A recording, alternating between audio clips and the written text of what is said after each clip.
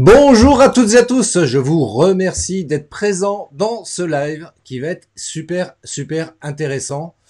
Alors, si vous ne me connaissez pas, si vous arrivez la première fois ici parmi nous, eh bien écoutez, je m'appelle Christophe Train, je suis réalisateur vidéo et formateur coach en marketing vidéo. Voilà, j'accompagne les entrepreneurs à convertir le trafic, leur audience même, que dis-je, leur audience en clients grâce à un outil extrêmement puissant qui s'appelle la vidéo. Voilà. Alors, vous voyez, j'ai mis des super lunettes. Alors, si vous ne me voyez pas, c'est pas grave, c'est pas important. Ça va pas être ça le plus important aujourd'hui. Mais bien au contraire, mon invité qui va partager avec vous des pépites, des astuces, ses meilleurs conseils pour vous aider à écrire des lettres qui vendent.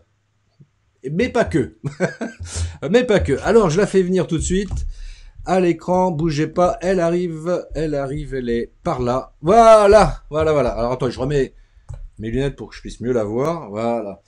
Alors, je vous présente Marily. Marily, présente-toi un petit peu, explique-nous un petit peu ce que tu fais, même si on a pu voir dans la description pour présenter ce live quelques infos te concernant. Mais voilà, est-ce que tu peux nous en dire plus et nous dire exactement ce que tu fais?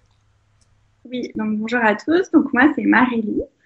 Donc j'aide les professionnels du marketing à se former au copywriting pour qu'ils puissent attirer leur client idéal et à leur tour aider leurs clients à attirer leur client idéal. Donc en gros, ce que je fais, c'est que je fais du travail de freelance pour les entrepreneurs et je les aide à se former au copywriting. Parce que je trouve que c'est assez complémentaire à la vidéo et que les compétences du marketing se recoupent. Voilà, tout est dit. On va y aller. Au revoir, monsieur, dame. Non, je plaisante. Restez connectés parce que c'est vrai que c'est un métier pas forcément très connu qui néanmoins est essentiel à intégrer dans sa communication. Le copywriting, c'est super important et là, tu viens de soulever un point qui me paraît intéressant et j'aimerais bien qu'on en parle un petit peu justement pour arriver à écrire des choses comme ça qui vendent, que ce soit une newsletter en particulier, parce que c'est un peu le sujet quand même du live d'aujourd'hui, mais pas que, c'est pour ça que je disais pas que, dans le sens où ça peut également servir par exemple pour écrire, pour rédiger des pages de vente. Et le point que tu as soulevé, c'est client idéal. Est-ce que c'est important, avant d'écrire quoi que ce soit, de passer par cette première étape? Alors oui, parce que je ne sais pas si vous avez déjà entendu ce conseil, mais plus vous cherchez à parler à tout le monde, moins vous allez atteindre de gens, parce que tout le monde ne va pas se sentir concerné par le même message. Donc c'est important que vous sachiez à qui vous voulez vous adresser. Et aussi, une des bases du copywriting, c'est de bien connaître les problèmes de votre audience, parce que vous ne pouvez pas écrire un texte qui vende à partir de rien. Donc vous allez vous nourrir des besoins de votre audience et des recherches que vous allez faire à ce niveau-là. Et justement, alors pour définir son client idéal, je vais prendre un exemple. Allez, je prends un exemple simple. Si par exemple moi je dis ma cible, ce sont les retraités. Est-ce que ça te paraît pertinent et efficace de cibler mon avatar, mon client idéal de cette manière-là? Il faudrait peut-être pas que je précise un petit peu justement pour m'aider à écrire quelque chose d'un petit peu plus ciblé. Oui, alors déjà, c'est une piste. Il faut bien commencer quelque part et ça peut prendre du temps de trouver son client idéal. Donc, pour commencer, c'est bien. Mais bien sûr, plus c'est précis, mieux c'est. Donc, sans point de départ, les retraités, suivant le service que tu voudrais leur vendre. Mais c'est sûr qu'il faudrait que tu affines au fur et à mesure. Par exemple, si je dis, par exemple, moi je dis, tiens, moi, ma cible en fait, j'aimerais m'adresser aux retraités qui veulent perdre du poids. C'est un peu plus ciblé Oui, déjà. oui, ça c'est mieux ciblé. Et surtout, tu pointes un problème précis, les retraités qui veulent perdre du poids. Donc, c'est plus ciblé aussi au niveau de leurs problématiques. Exactement, c'est comme ça qu'il faut faire, messieurs dames. Hein. J'espère que vous avez bien retenu la leçon, si je puis dire. Un deuxième point qui peut être important. Alors c'est toi l'experte, hein, donc je veux pas non plus m'avancer là-dessus sur le sujet, mais est-ce que c'est important quand on écrit une newsletter d'essayer d'y apporter un peu d'émotion dedans? Et si oui, comment? Bah oui, bien sûr. En tout cas, si vous voulez que les gens les lisent, il faut qu'ils se sentent concernés par ce que vous allez dire. Donc là, l'émotion va jouer. Donc comment? En fait, déjà quand vous écrivez, il faut éviter de dire je. Il faut toujours penser à la personne à qui vous voulez vous adresser. Donc essayez d'utiliser le tu le plus possible. Par exemple, Christophe, tu organises un live aujourd'hui. J'espère que dans ta newsletter, tu n'as pas dit demain il y a un live, j'ai une invitée super, mais tu peux dire quelque chose comme demain un live, tu vas adorer le thème, tu vas adorer les invités, tu devrais venir voir ça. Donc, toujours essayer d'utiliser le tu et de parler de soi le moins possible. C'est un point de départ. Ouais, c'est le tu qui tue, quoi. Ben voilà, exactement. Non, mais c'est vrai, c'est important ce que vient de dire Marie. Et parce que c'est vrai que naturellement, on a tendance à écrire en commençant par je. Et pour aider le lecteur éventuellement à s'identifier par rapport au message, bah, le je c'est pas top, quoi. Et c'est vrai que ce que tu dis, c'est juste, hein, dire tu, ça marche mieux, quoi. En tout cas, c'est un point de départ déjà. Si vous avez un texte avec beaucoup de jeux, rien que de le retravailler en vous adressant à une personne et en mettant du tu, c'est une bonne base pour améliorer votre texte et faire du copywriting. Exact, exact, exact. Euh, Est-ce que quand on est à écrire une newsletter, est-ce que comment dire ça? Est-ce qu'il faut raconter une histoire? Je pense par exemple à cette notion de storytelling.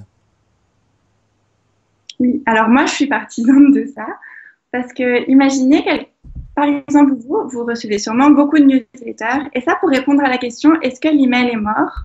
Je vais vous dire combien de fois vous vérifiez votre boîte mail par jour, ça peut répondre à cette question. Donc non, l'email n'est pas mort, mais bien sûr, il y a des bonnes pratiques pour donner envie aux gens de lire vos newsletters.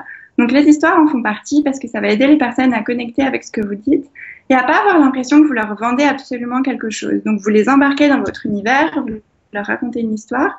Ça va aussi les aider à vous distinguer dans leur esprit, à vous aimer au-delà des produits que vous avez à vendre. Parce que les gens aujourd'hui, ils veulent pas seulement acheter des produits parce que sur le marché, il y a beaucoup d'offres. Ils veulent aussi apprendre qui se cache derrière ces produits. Pensez à vos marques préférées. Est-ce que vous aimez vos marques pour les produits qu'elles vendent? Oui, mais aussi pour l'univers qu'il y a tout autour de ça. Donc, tu voulais qu'on parle peut-être, je sais pas, concrètement, comment on fait pour raconter une histoire dans sa newsletter? Oui, juste terminer sur ce point-là, effectivement, avant qu'on prenne les questions des auditeurs. Eh bien, bah, bonjour à ceux qui sont là.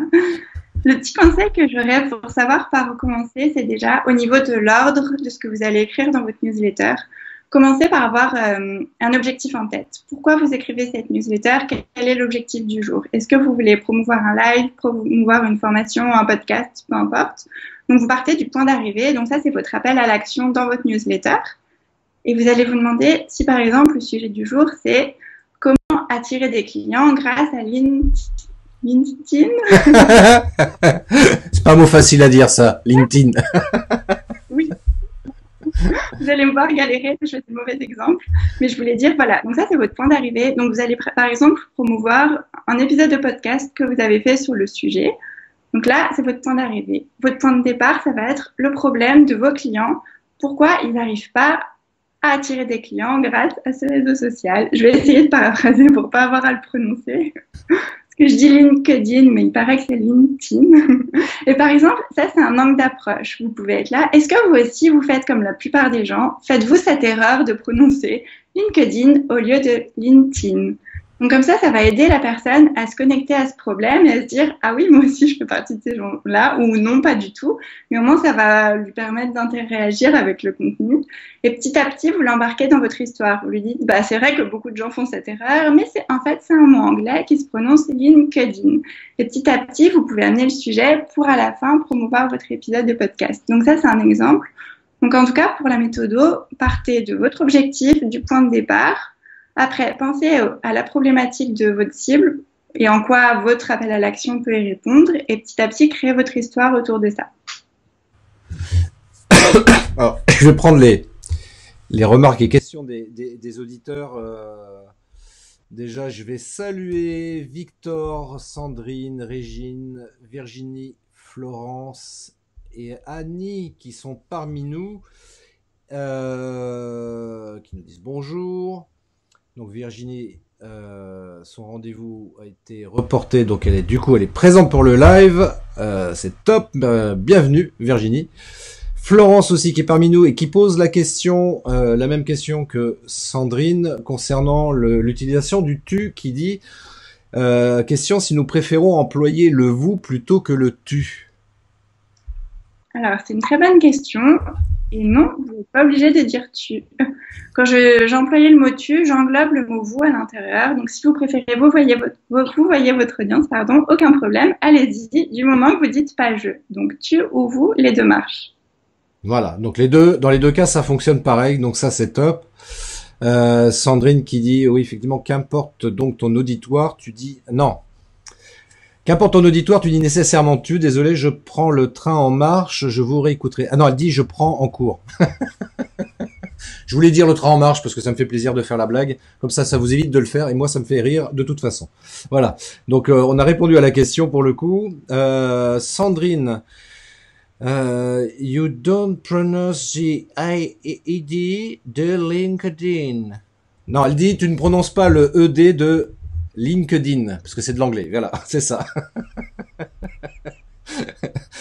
Il y a Hugues qui nous a rejoint. Hello le Sologno. Salut Hugues, merci d'être parmi nous. Donc c'est super que vous soyez tous présents parce qu'encore une fois, c'est vrai que là, toutes les infos que Marie-Lie va partager et a déjà commencé à partager avec vous, notez bien tout ça. Et puis de toute façon, le replay sera en ligne dans sa version vidéo et même en podcast, donc vous pourrez réécouter ça en podcast, je le dis au cas où je l'aurais pas dit déjà.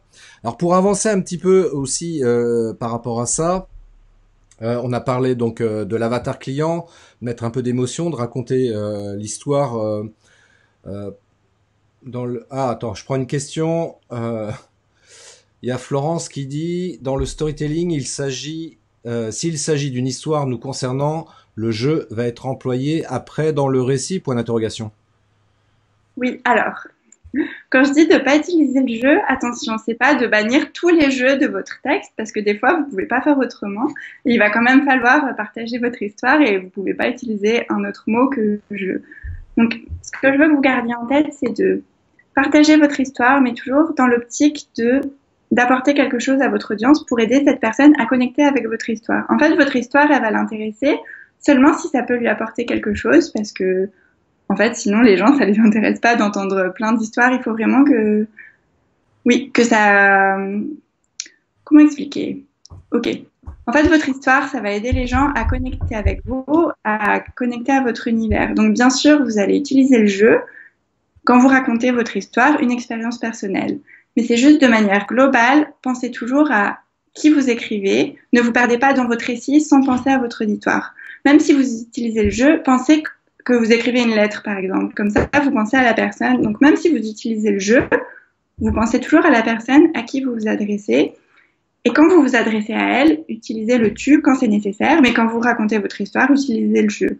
Je ne sais pas si c'est clair et si je vous embrouille pas trop. Mais en tout cas, bien sûr, vous allez utiliser le jeu pour raconter un épisode perso. Mais c'est de manière générale, c'était juste pour que vous ayez en tête la démarche du tu ou du vous pour parler à la personne à laquelle vous parlez, parce qu'on a juste tendance à être un peu perdu dans ces contenus et à pas penser à nos destinataires en général.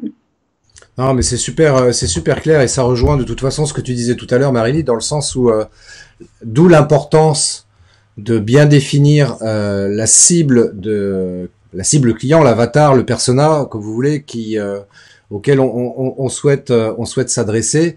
Pour le coup, c'est ça qui va nous aider effectivement à écrire et à rédiger notre newsletter et éviter de se perdre là-dedans en se disant je m'adresse à tout le monde et puis effectivement comme tu l'as dit très bien tout à l'heure, finalement on s'adresse à personne et puis le lecteur ne va pas réussir à s'identifier dans le message que tu souhaites éventuellement lui faire passer. Et Pardon, je veux pas te couper. J'avais juste un exemple qui m'est venu en tête. Vas-y Marie, vas-y, pas de problème. En fait, juste pour illustrer ce que je disais précédemment, si vous racontez une histoire avec jeu, vous pouvez raconter « Ah oui, hier j'ai entendu un épisode de podcast et je me suis dit que ce serait intéressant d'inclure ça dans mon activité. » Et vous pouvez inclure de temps en temps des petites phrases comme toi, qu'est-ce que tu en penses? Est-ce que toi aussi tu as déjà vécu ça? Est-ce que toi aussi tu as vécu cette situation? Donc vous voyez, dans votre récit où vous racontez le jeu, de temps en temps, vous ponctuez votre texte d'interaction avec votre auditeur. Donc, est-ce que toi aussi tu as déjà vécu ça? C'est un exemple. Donc voilà, c'est parce que j'avais peur de vous avoir embrouillé avec le jeu et le tu, donc je me suis dit un petit exemple concret. Voilà. Non, non, mais c'est clair.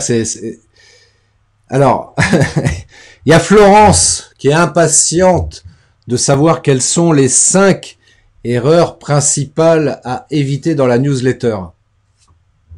Marélie. Oui. Alors, c'était dur de choisir. J'en ai noté 7 finalement. Ah bah voilà, 7. Ouais, cadeau bonus pour tout le monde. Au lieu d'en avoir 5, vous en aurez 7. Pas royal, ça? Donc, la première à laquelle je pense, c'est de ne pas soigner son objet d'email. Parce que si votre objet d'email n'est pas attractif, la personne ne va pas ouvrir votre newsletter. Et même si le contenu à l'intérieur est bien travaillé, au final, ça ne servira à rien. Donc, la première erreur, c'est de ne pas soigner son objet de mail. Mais paradoxalement, il faut aussi que vous mettiez pas la pression à ce niveau-là. Si vous n'avez pas d'inspiration, vous pouvez tout à fait écrire votre newsletter en premier et construire votre objet de mail à la fin. Mais soignez-le, attisez la curiosité pour donner envie aux gens d'ouvrir votre email et qu'ils se distinguent dans la boîte de réception de vos auditeurs. Est-ce que vous voulez quelques exemples précis ou ça vous... Bah, tiens, donne-nous un exemple. Tiens, un objet d'email efficace. Vous pouvez par exemple attiser la curiosité. Vous pouvez dire quelque chose comme le jour où j'ai failli avoir une voiture ou le jour où j'ai failli perdre ma maison. Ou vous pouvez dire oui, le jour où j'ai failli abandonner le jour où j'ai failli reprendre un emploi salarié. Ça, c'est un thème qui revient beaucoup quand on est entrepreneur. Donc, attiser la curiosité, donner envie à la personne d'en savoir plus sur ce que vous allez dire. Ce qui marche très bien aussi, c'est d'utiliser les chiffres. Par exemple, 5 techniques pour enregistrer un épisode de podcast. Vous pouvez continuer en mode tutoriel, en mode comment apprendre à faire des vidéos. Ouais, c'est ce à quoi je pense. Vous pouvez aussi poser des questions. Qui d'autre veut plus de clients? Est-ce que vous voudriez vendre plus de livres? Est-ce que vous voulez plus d'inscrits à vos formations? Donc ça, c'est quelque chose qui crée de l'intérêt et la personne, elle va se dire, mais oui. Et au contraire, vous pouvez un peu la provoquer en utilisant la négation, par exemple. Ce programme n'est pas fait pour vous si, 3 petits points, et la personne, elle va se dire, mais si ce programme, il est fait pour moi. Enfin, vous voyez, son ego, il va être un peu boosté et ça va peut-être lui donner envie de cliquer sur cet objet d'email, justement.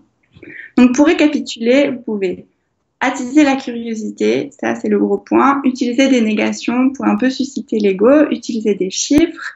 Commencer par comment quelque chose pour apprendre. Ou poser une question. Est-ce que vous voulez plus de clients? C'est un exemple parmi d'autres. Donc ça, c'était la première erreur. Est-ce qu'on enchaîne avec les autres? Ouais. Attends, juste par exemple, il y a Florence qui demande s'il s'agit d'une invitation à une conférence, aller droit au but dans l'objet, est-ce possible? Oui. Voilà, oui. Oui. Réponse concise, claire et nette. Non, parce que je pense qu'un objet d'email de Christophe, justement, dans une de tes newsletters, tu avais écrit 2 lives, sinon rien.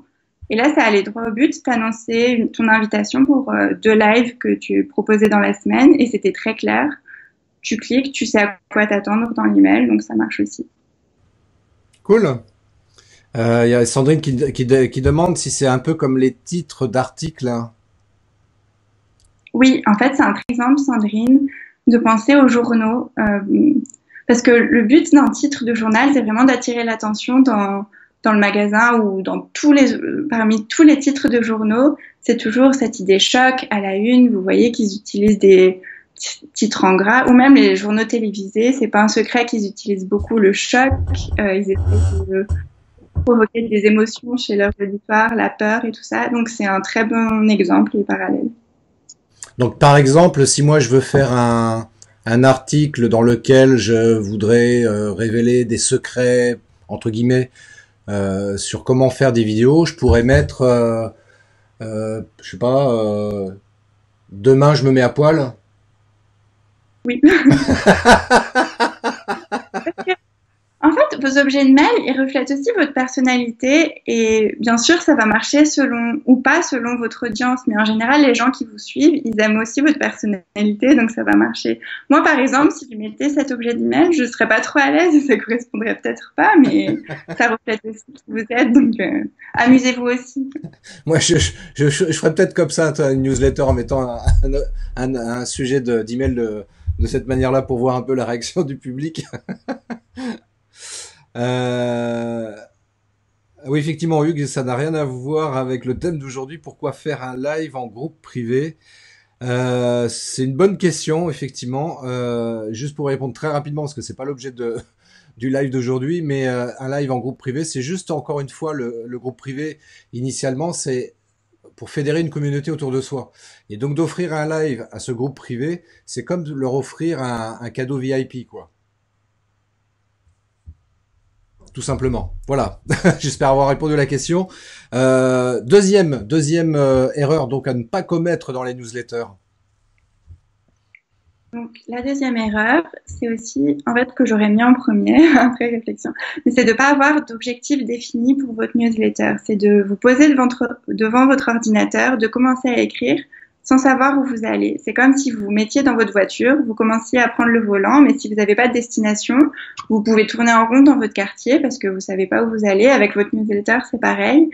Et définir un objectif, ça peut aussi vous aider à lutter contre le fameux syndrome de la page blanche. Oui, puis c'est important de savoir où on va, hein. C'est une règle générale déjà en marketing, mais dans les newsletters en particulier, c'est également très vrai parce que si on n'a pas un objectif précis, ben on va parler de tout et de rien et puis finalement on va pas intéresser notre lecteur. Donc pour reprendre le thème, comment dirais-je, pour reprendre l'idée là que j'évoquais tout à l'heure au niveau de la cible, les retraités qui veulent perdre du poids, ben, ça peut être l'objet d'une newsletter en particulier. Voilà, et au moins on sait où on va, quoi. Moi en tant que lecteur, l'objet c'est t'es vieux, t'es moche, tu veux perdre du poids, comment faire? Par exemple, hein, c'est un titre. Mais le prenez pas pour vous, je le prends pour moi pour le coup. Hein. C'est pour moi que je dis ça. Hein. Et Moi, je suis un peu vexée, je le prenais pour moi. non, mais au moins, dans le titre, on comprend de quoi on va parler et on comprend l'objectif de cette newsletter. C'est, a priori, on va me donner des conseils justement pour perdre du poids. Pour moi qui suis vieux, moche. Donc voilà. Donc ouais, je sais plus où j'en étais moi du coup. Si sur l'objectif, c'était ça la deuxième erreur à ne pas commettre. Donc de ne pas avoir d'objectif quand on écrit sa newsletter. Et puis donc la suite, donc la troisième erreur du coup. Donc, on l'a déjà abordé, donc on va peut-être pas revenir dessus dans les détails, mais le mini-marketing, de parler que de soi, donc d'utiliser trop de je. Je vais dire trop de je parce que vous avez le droit d'en utiliser un petit peu si vous racontez une histoire perso. Ouais, c'est pas du jeu. Si on utilise le jeu, c'est pas du jeu, ça marchera pas. Donc vous dites tu ou tu dis vous, ou vous dites tu, comme vous voulez. Voilà, j'espère que c'est clair. Hein. Donc dans vos prochaines newsletters, vous ferez comme ça. Donc ça, c'était la troisième erreur à ne pas commettre. La quatrième, tout de suite. Donc ça, c'est une qui peut porter à débat. Donc c'est juste pour poser la question de dire bonjour. Alors là, il n'y a pas de bonne et de mauvaise réponse, mais je veux juste vous amener la réflexion. Est-ce qu'on doit dire bonjour dans sa newsletter? Ça dépend. Il y a certaines personnes qui le font, ça passe très bien. Il y en a d'autres qui le font pas, ça passe très bien aussi. Moi, personnellement, je le fais pas parce que moi, je trouve que ça coupe le lecteur dans sa lecture entre l'objet de mail et le contenu de la newsletter. Je vais donner un exemple. Mais si par exemple, mon objet de mail, je dis « Veux-tu éviter cette erreur ?» Donc là, c'est mon objet de mail. Et après, je continue et je dis « Hey, bonjour Christophe, comment tu vas? Il fait beau aujourd'hui. » Et après, je continue. Alors, la plupart des entrepreneurs font l'erreur de ne pas bien s'entourer, par exemple. Vous voyez, ça va couper le lecteur dans sa lecture. Alors que si je dis en objet de mail, veux-tu éviter cette erreur? Et j'enchaîne quand la personne ouvre son email, qui est de ne pas passer à l'action. Donc ça, c'est un exemple.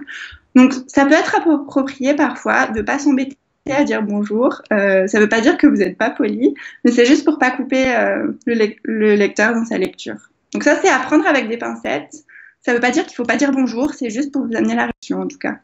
Ouais, ça va dépendre effectivement comment on va écrire notre newsletter, et c'est vrai que ça peut être pertinent de ne pas utiliser le bonjour, comme parfois dans certains cas éventuellement ça peut être très pertinent également d'utiliser le bonjour. Ça, encore une fois, ça va dépendre de l'objet du mail, de l'objectif de la newsletter et de la manière dont on souhaite amener le lecteur à être plus ou moins rapidement captivé, voire hypnotisé par ce qu'on a à lui raconter au travers de notre histoire.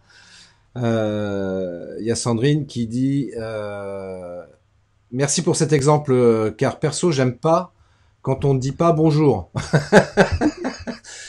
Ça peut te rassurer, j'en connais d'autres aussi qui sont dans le même cas que toi. J'ai quelqu'un qui m'avait fait la réflexion, parce que je suis dans le cas aussi, moi je mets pas le bonjour, et qui m'avait fait la réflexion, ouais, ta newsletter est pas terrible parce que tu dis pas bonjour, je trouve pas ça très poli, quoi. Oui, mais enfin en même temps, je t'écris pas à toi personnellement. Quand j'écris à ma mère, j'ai mis bonjour, évidemment. Mais là, on est dans le cadre d'une stratégie marketing, donc on peut s'autoriser à éviter le bonjour, tel que tu l'as expliqué très bien, Marélie. Donc je vais pas paraphraser à ce niveau-là, mais il y a Sandrine qui nous dit Thank you very much for these advices.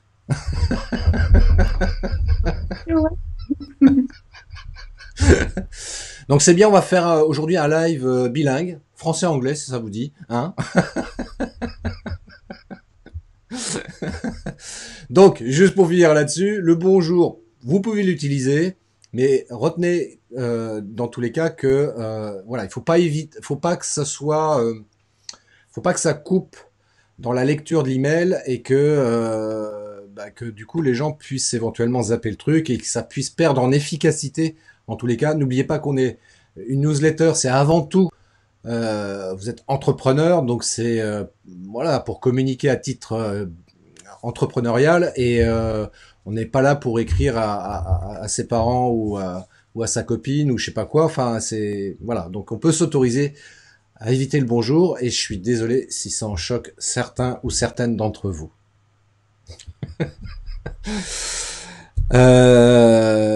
Autre erreur donc à ne pas faire, Marélie.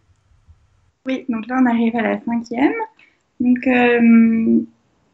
oui, donc pas d'avoir d'histoire ou d'hameçon. Ce que j'appelle par hameçon, c'est de pas avoir un hameçon, c'est un début d'email intéressant en fait, parce que c'est bien si vous parlez de votre offre à la fin, mais c'est comme l'objet de mail en fait. Il faut vraiment donner envie à votre lecteur de lire votre email dans son intégralité. Donc c'est bien d'avoir une histoire, et c'est bien d'avoir un hameçon, c'est un angle d'attaque. Par exemple, pour reprendre l'exemple tout à l'heure de LinkedIn, est-ce que vous aussi vous faites cette erreur de prononciation en parlant de ce célèbre réseau social? Ça, c'est un angle d'attaque, et vous amenez votre lecteur quelque part. Donc, moi, c'est une erreur que je considère assez récurrente dans les newsletters que je reçois. C'est juste que on passe un peu du coq à l'âne, parce que on ne sait pas où on va, on n'a pas forcément d'histoire, on n'a pas de début d'histoire, donc c'est bien d'avoir un peu une trame et d'emmener votre lecteur quelque part. D'ailleurs, question par rapport à ça, Marélie. Dans sa newsletter, donc on veut l'emmener quelque part, donc à travers un lien en particulier. Est-ce que c'est pertinent de dans sa newsletter, dans une newsletter, de mettre plus d'un lien, d'en mettre 2, d'en mettre 3? Est-ce qu'il faut au contraire juste faire le focus sur un seul lien, donc l'emmener sur une seule chose, plutôt que de l'orienter sur différentes choses qui peuvent être, peut-être, je sais pas, hein, mais qui peuvent être déstabilisantes ou perturbantes pour le lecteur? C'est quoi ton conseil par rapport à ça? Donc déjà, on peut peut-être amener une petite précision, c'est qu'il peut y avoir deux sortes d'emails. Le premier, ça va être l'email qui va cultiver un lien avec votre audience qui va lui amener de la valeur sur le long terme pour que les gens apprennent à vous faire confiance, à vous aimer, à découvrir votre univers. Donc là, en général, c'est des emails où vous les amenez plus vers un épisode de podcast, un épisode de votre chaîne YouTube. Donc là, vous apportez vraiment de la valeur à votre lecteur. Et dans ce cas-là, c'est vraiment bien d'avoir un lien, de raconter une histoire et d'aller vers une ressource. Pareil. Ensuite, le deuxième type d'email, c'est plus l'email promotionnel. Donc là, ça va être, par exemple, vous allez vendre une formation. Donc là, ce qui est important pour vous, c'est que votre lecteur clique sur ce lien-là. Donc dans ce cas-là, c'est plus pertinent d'avoir un seul lien. Donc tout va dépendre, encore une fois, du but de l'email. Si vous voulez vraiment mettre le gros accent sur votre appel à l'action, donc soit aller vers votre épisode de podcast ou aller vers votre page de vente, c'est mieux de mettre un lien. En tout cas, moi, j'ai constaté que plus j'avais de liens, plus mes auditeurs étaient perdus et moins ils cliquaient sur mes liens, alors que quand j'envoie des emails avec un seul lien, mes taux de clics sont plus forts parce que les gens sont moins perdus. En fait, c'est comme au restaurant. Des fois, on râle par rapport au menu à la carte parce qu'il n'y a pas forcément assez de choix et il n'y a pas forcément ce qu'on aime.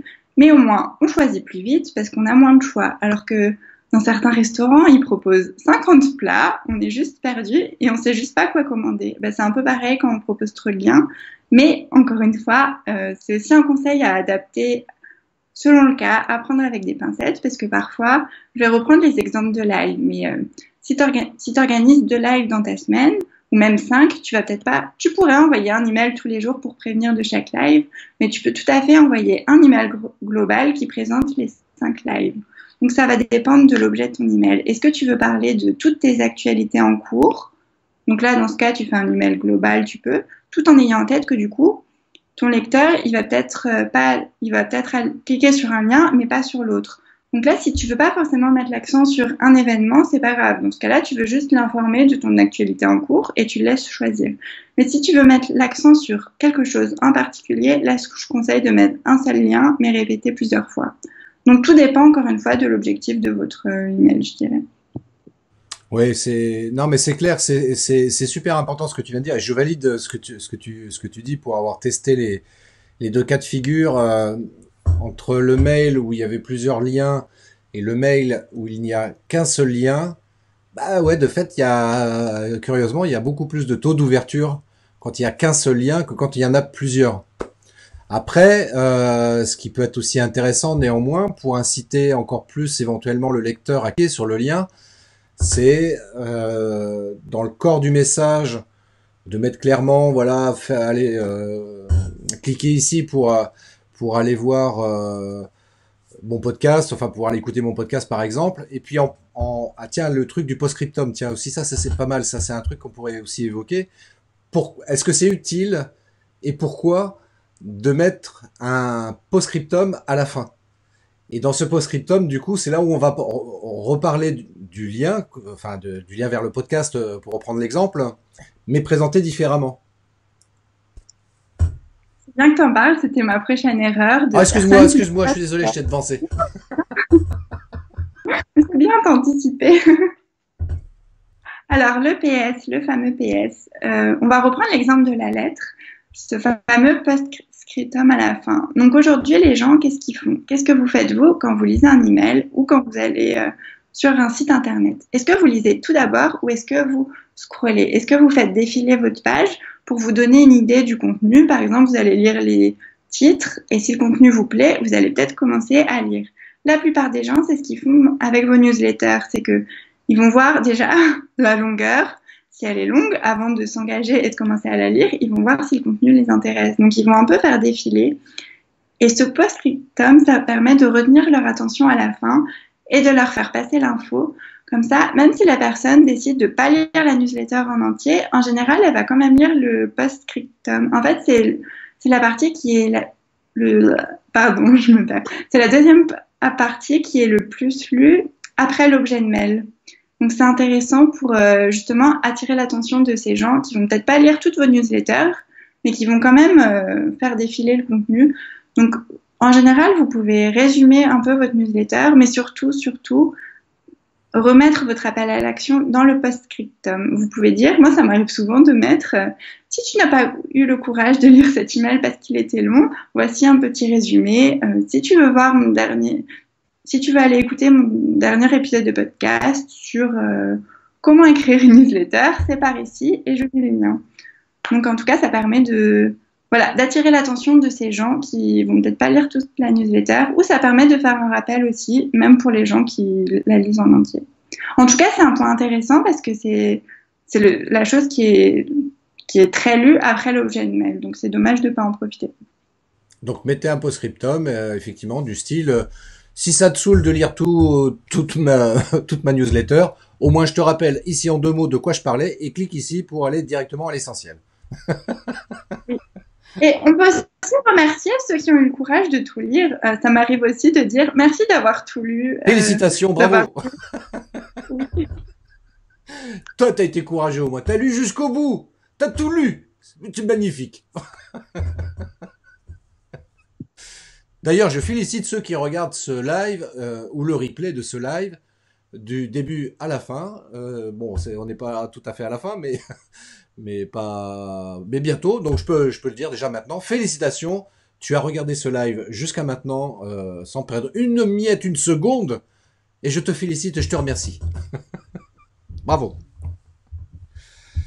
Les contenus, alors Florence nous dit, les contenus type de newsletter sont souvent longs et concrètement tout n'est pas lu. Bah c'est comme les pages de vente, hein, c'est pareil, mais c'est fait exprès, hein, faut pas se leurrer. Hein. Entre les personnes qui veulent pas perdre de temps à lire, donc ils descendent directement en bas de la page ou en bas de la newsletter, et d'où l'intérêt effectivement de rajouter un petit post-scriptum à la fin pour dire peut-être pas aussi clairement, mais pour dire voilà, en résumé, si vous voulez profiter de cette offre, cliquez ici et puis terminez quoi. Donc, mais c'est pas un problème. Et puis donner quand même de la matière pour ceux qui sont courageux pour lire intégralement tout le texte qui leur a été envoyé par mail, par exemple. Et il y en a des courageux. Faut les féliciter tous ces gens-là. Rebondir sur ce que tu viens de dire par rapport à la longueur des newsletters, du Oui, texte. bah, alors, comme je dis toujours, est-ce que je suis désolé par avance, mesdames, mais est-ce que c'est les plus longues les mieux? Newsletter, je parle, hein, évidemment. Oui, donc on parle des newsletters.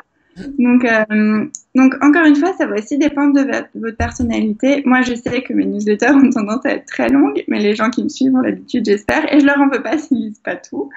Mais si vous avez aussi un style où vous allez plutôt droit au but, ça marche aussi dans vos newsletters. Vous pouvez aussi faire des newsletters plus courtes. En fait, il n'y a pas vraiment de règle au niveau du nombre de mots. C'est en fonction de ce que vous allez dire, en fonction de votre sujet du jour. Et surtout, c'est aussi un autre conseil quand vous écrivez une newsletter ou quand vous écrivez un contenu en général, écrivez comme vous parlez. Bien sûr, il faut que ce soit un minimum dans un bon français, mais ne vous prenez pas la tête avec la grammaire. Vous n'êtes pas en train de faire une dissertation de français. Et pour retranscrire votre voix à l'écrit, c'est aussi en écrivant de la manière dont vous parlez. Et un bon moyen pour ça, c'est de relire à haute voix ce que vous écrivez. En fait, vous allez voir qu'il y a certaines phrases qui sonnent pas bien en les lisant à l'oral. Et là, ça va vous permettre de corriger quelques mots pour que ça passe plus naturellement aussi à l'écrit.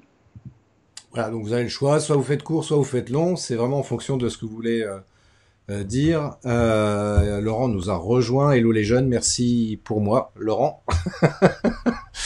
Florence qui dit pour se démarquer un peu plus, un peu plus de concision serait-elle utile?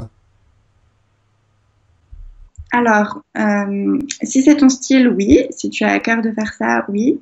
Après, se démarquer, en fait, Florence, tu vas pas te démarquer en fonction de la longueur de ta newsletter. Tu vas te démarquer avec ton contenu, avec ta personnalité, mais c'est pas la longueur de ta newsletter qui va forcément te démarquer. Ça va plutôt être le contenu, la manière dont tu amènes ton sujet et ce que tu peux apporter aux gens. Mais si toi, tu es du genre à être plus synthétique, tu peux très bien refléter ça dans ta newsletter. Voilà, exactement. Donc, pour résumer, c'est pas les plus longues les meilleures. Et puis moi, ça m'arrange. Je parlais évidemment de newsletter, qu'on ne se trompe pas. Euh, Sandrine, j'aime bien quand c'est concis. Pour les erreurs d'orthographe, à éviter quand même, non? Oui, oui, je parlais de la grammaire, mais par contre l'orthographe, bien sûr, parce que en fait, on a beau dire, mais votre niveau d'orthographe, en fait, un mauvais niveau d'orthographe est connoté avec de la mauvaise qualité en général. Et il y a des personnes qui, même si elles sont moins à l'aise avec l'orthographe, même si elles sont très douées dans leur domaine, malheureusement, ça peut refléter le fait que ce qu'elles font, c'est de la mauvaise qualité parce qu'il y a des fautes dans leur texte. Donc maintenant, il y a des très bons programmes de traitement de texte qui vous permettent au moins de corriger les fautes les plus récurrentes. Donc surtout, je vous conseille pas de les conseiller parce que ce serait dommage d'attirer l'attention de votre lecteur vers votre faute d'orthographe que vers ce que vous dites. Et ce serait dommage qu'il n'ait pas envie de lire juste parce qu'il y a quelques fautes d'orthographe. Voilà, il y a des sites web qui vous corrigent ça. Je crois que c'est bonpatron.com qui, entre autres, qui propose ce genre de correction automatique en ligne. Donc n'hésitez pas, allez-y, vérifiez avant d'envoyer pour éviter de subir les foudres de personnes qui vont vous dire mais t'as oublié un S à ce mot-là. C'est pas bien. Oui, mais le contenu, c'était bien ou pas? Non, je m'en fous du contenu. T'as oublié un S. C'est pas bien. Par contre, rebondir sur ça, c'est qu'il ne faut pas que ça vous empêche de passer à l'action. Il ne faut surtout pas que si jamais vous avez un mauvais niveau en orthographe, il ne faut pas que vous soyez complexé à ce niveau-là. Ça arrive à tout le monde d'avoir des coquilles. Donc, si vous utilisez un bon traitement de texte ou un site internet comme bonpatron.com, c'est un bon exemple, ça va vous aider à enlever les plus grosses fautes. Si après, il reste quelques coquilles, ça arrive à tout le monde. Et je pense que même moi, je pense que j'ai un bon niveau d'orthographe, mais qu'il m'arrive aussi d'avoir laissé des petites fautes dans mes newsletters. Et j'aime pas ça et j'essaye de faire attention, mais ça arrive aussi. Donc juste, n'utilisez pas l'orthographe comme excuse pour pas passer à l'action et pour pas écrire de newsletter. Alors, je vais faire une private joke, Marélie. Si je te demande comment on écrit Bourville, comment tu l'écris? Private joke, là, je vais pas débattre là-dessus.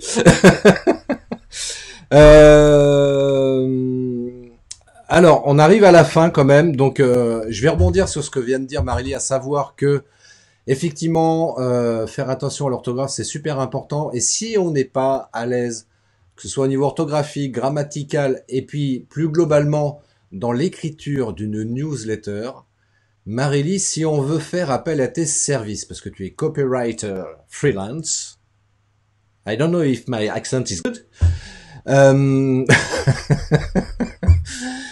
Si on veut te contacter justement pour aller plus loin dans la discussion, messieurs, dames, si vraiment vous souhaitez aller plus loin dans la discussion, parce que j'ai l'impression que c'est un sujet qui vous intéresse fortement au travers des questions que vous posez, qui sont extrêmement intéressantes. Donc je vous invite à contacter Marélie. Et Marélie, donc, par où passe-t-on sur le web, sur les réseaux sociaux? Comment fait-on pour te contacter si on souhaite avoir tes conseils et puis éventuellement de te demander de travailler avec toi? Alors, il y a deux options. Donc, soit il y a mon site internet, vous avez toutes les infos pour m'écrire, m'envoyer un email ou réserver un appel avec moi où on peut parler de vos problèmes et de vos besoins en copywriting. Donc, je vais vous dire comment s'écrit Marélie parce que c'est pas un prénom très courant. Moi, je pensais que ça vient de Hongrie, non? Non, ça vient de l'imagination de mes parents et je suis triste de ne pas avoir une histoire plus drôle à raconter parce que tout le monde me demande d'où vient mon prénom et la seule réponse que j'ai, c'est l'imagination de mes parents. Donc voilà. Donc mon site internet, c'est Marélie Coulon, donc MARELIE-COULON.com ou sur Instagram, Marélie Copywriting. Voilà. Donc, maréliecoulon.com. Vous allez sur son site internet, vous allez voir, il y a plein d'infos, il y a des articles de blog également pour enrichir votre culture générale sur tous ces sujets-là. Et puis donc pareil, il y a un moyen de la contacter, il y a un formulaire pour prendre contact avec elle. Elle se fera un plaisir, je m'avance pas en disant ça, Marélie, on est d'accord là-dessus. Marélie se fera un plaisir de répondre et de vous répondre. Donc n'hésitez pas à la solliciter. C'est quelqu'un qui est pro, qui est consciencieuse et qui fait les choses très très bien. Et elle pourra vous aider à faire des lettres ou des pages de vente qui vendent. Voilà. Et aussi, si vous ne savez pas par où commencer avec le copywriting, il y a un quiz sur mon site internet. Oui, le quiz qui est sorti depuis 2 jours. Et le quiz, c'est quel est votre ingrédient marketing manquant? Donc ça va vous allez répondre à quelques questions. Vous allez voir, ça prend moins d'1 minute. Et ça va vous donner quelques petites pistes pour savoir par où commencer avec le copywriting en fonction de vos réponses et de là où vous en êtes. Alors je vous invite fortement à faire le quiz. Moi-même, je l'ai fait. Et très franchement, le résultat qui m'a été donné correspond exactement à ma situation. Et je me suis dit, bon, il va falloir que je travaille là-dessus rapidement maintenant. The quiz. et non pas The Wiz, ce qui n'a rien à voir, parce qu'en anglais ça veut pas dire la même chose. Voilà. Bref, c'est juste pour le truc. Bah, en tous les cas, merci beaucoup à toutes et à tous. Merci Marélie, surtout pour tous les bons conseils que tu as gentiment voulu partager avec nous. Ça me fait super plaisir. Un mot de la fin, Marélie? Merci à tous d'avoir été là et d'avoir été patient parce que c'était mon premier live sur Facebook. Donc, merci à vous. Et merci Christophe de m'avoir invité. Merci à toi d'avoir accepté l'invitation. Et effectivement, voilà, ceci explique cela. C'était son premier live. C'est pour ça qu'elle a un peu bégayé par moment, parce que c'est pas évident. L'exercice du live n'est pas simple, mais comme Marélie, pardon, l'a dit tout à l'heure, à un moment donné, il faut passer à l'action. Donc même si c'est pas parfait, il y a une phrase qui dit ça, il vaut mieux que ce soit fait que parfait. Mais pour les lives, c'est pareil. Il faut se lancer, il faut y aller, et c'est pas grave si c'est pas top la première fois ou les premières fois. Mais en tous les cas, vous passez à l'action et au fur et à mesure, comme ça, vous vous améliorez dans l'exercice. En tous les cas, merci à toutes et à tous. Ça m'a fait super plaisir. Merci Marélie. On garde le contact. Moi, je suis abonné à ta newsletter d'ailleurs. Donc, je vous invite, vous aussi, à vous abonner à la newsletter de Marélie. Vous verrez, comme ça, vous recevrez régulièrement des infos super passionnantes. Et même si c'est peut-être pour certains un peu long, en tout cas, c'est extrêmement intéressant. Donc, faites-le et ça vous apportera un plus par rapport à tous les sujets qu'on a évoqués aujourd'hui. Encore merci. Marélie, je te souhaite une belle fin de journée. Bah, pas de même. Au revoir. Au revoir. À bientôt.